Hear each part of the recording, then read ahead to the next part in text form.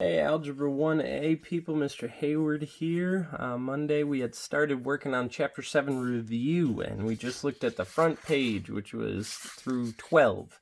We did all the odds, and today we're going to do all the evens. Shouldn't take us too long. Anyways, so 1 and 2, we did a bunch of different things. We put it in standard form. We named the degree. We named the leading coefficient, and we named the entire polynomial based on number of terms.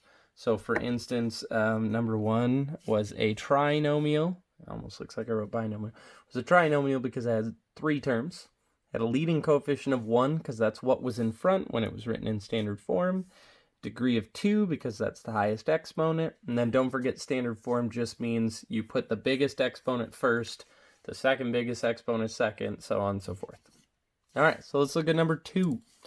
That's where we will start. Number 2, let's write it in standard form. Boom, done. Congratulations. There's only one term, so nothing else I can do with that. The degree is the highest exponent. Well, there's only one exponent, so should be pretty simple there. 4. The leading coefficient is the number in front when it's written in standard form. Biggest mistake here, people might write 7. That's wrong. It is a negative 7. And then lastly, you've got to tell me that this is a monomial. Monomial meaning only one term.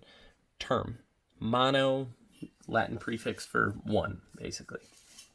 All right, now we move on to number 4.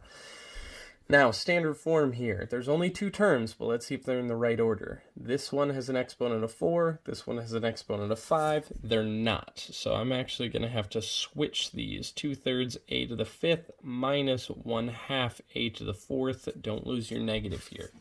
Okay. Now it's written in standard form. So now my degree, largest exponent, therefore is 5. My leading coefficient is the thing in front when it's written in standard form. So in this case, that would be 2/3. If you like decimals, you can write 0.6 repeating, but you are a little weird. But I accept you for who you are. Then lastly, I would say I've got 2 terms. 1 term, 2 terms. That is called a binomial. Bi, Latin prefix for 2. And you're done. All right, so numbers 6 and 8. Don't forget, we are finding the summer difference, and then we talked about on Monday to make sure, I didn't put this on here, but make sure you're putting your answers in standard form. So for number 6, this is a sum. On Monday, we talked about when it's addition or a sum, it's basically like those parentheses don't exist. They're dead to me. I can basically just take them away. And after that, I'm looking for like terms. Now I'm going to start with the highest degree. X squared is the highest exponent. It's in fact the only exponent. So negative 5x squared and 3x squared are like terms because they both have an x squared. When I combine them, I get a negative 2x squared. Done.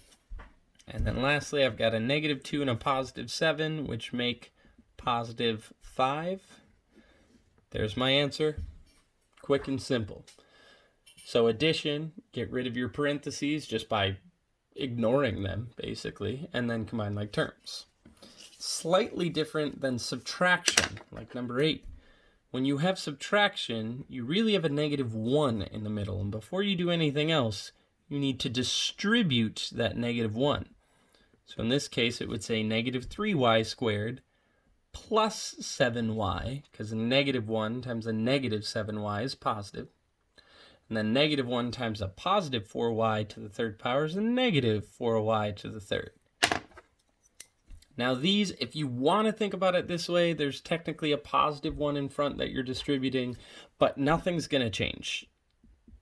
This just drops down. Now that my parentheses are gone, I'm just going to combine like terms. I want my answer in standard form, so I am going to start with the largest exponent first. So I see y to the 3rd power. I see two things that say y to the third power. Negative 2y to the third, negative 4y to the third combines to make a negative 6y to the third. Notice my exponent didn't change there. It still says y to the third. The only thing that changed was my coefficients. Next, I see something that says y squared, and then another that says y squared. Negative 3y squared, and technically this is a 1y squared, would make negative 2y squared. All right.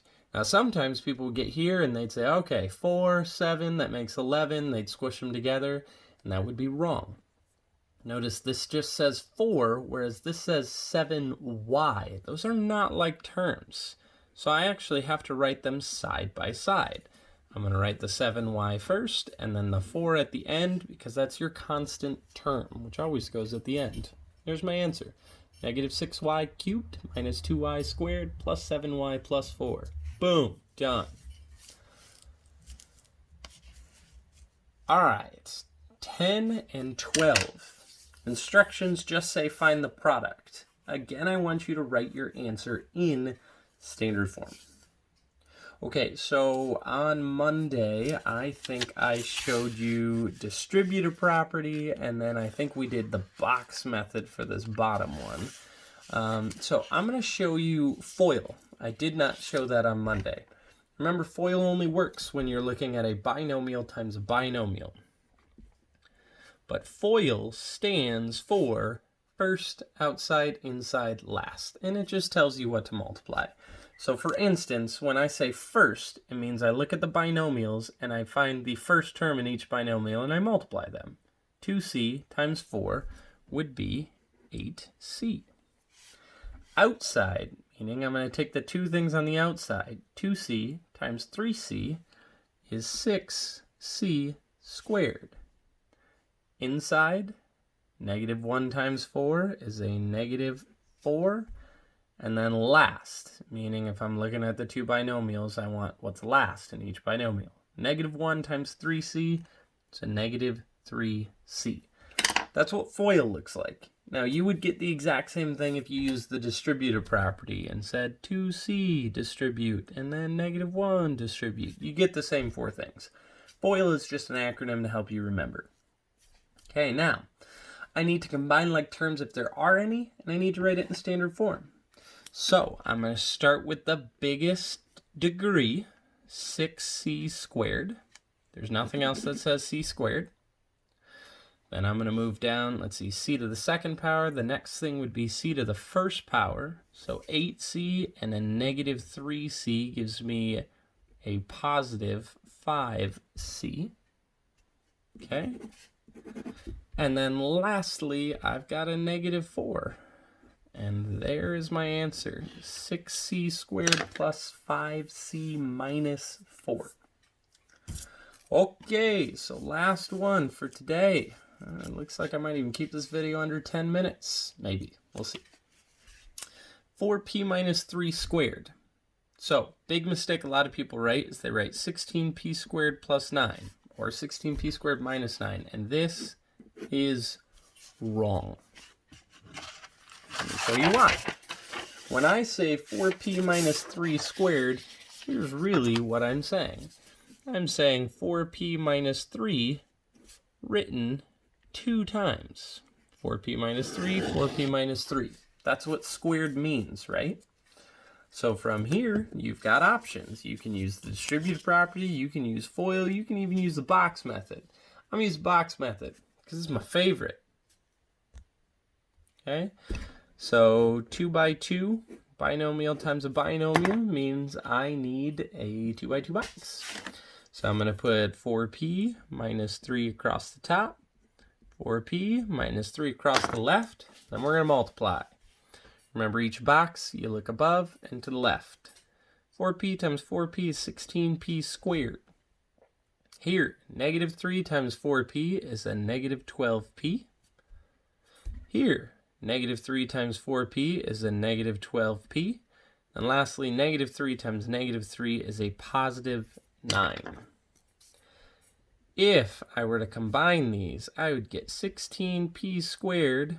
These combined make a negative 24p and plus 9. Make sure you can see that. That is my answer. Ah, dang, I didn't keep it under 10 minutes. Sorry. But that is the first page of your Chapter 7 review. Next week, we'll be working on 13 through 25. All right, miss y'all.